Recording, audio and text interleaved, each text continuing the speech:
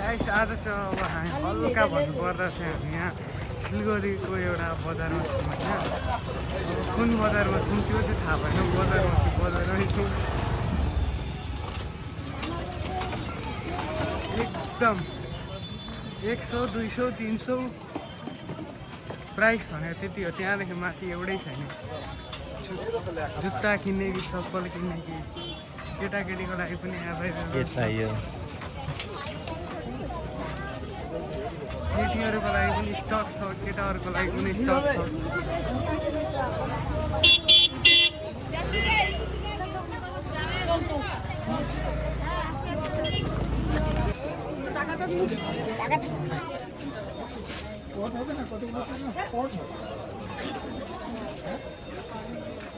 केही छैन, बादो पर्दैन, गर्दै पनि केही छैन, के होइन त्यस्तो केही जरुरी छैन।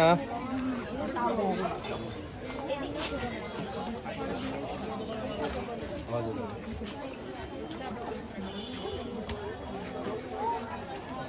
होइन त्यो पर्दैन, खालि तपाईँ त्यही हिसाब माने तपाईँको त हिसाब छँदैछ, लेखेर चाहिँ राख्नु, यति आयो यति गयो भइहाल्यो।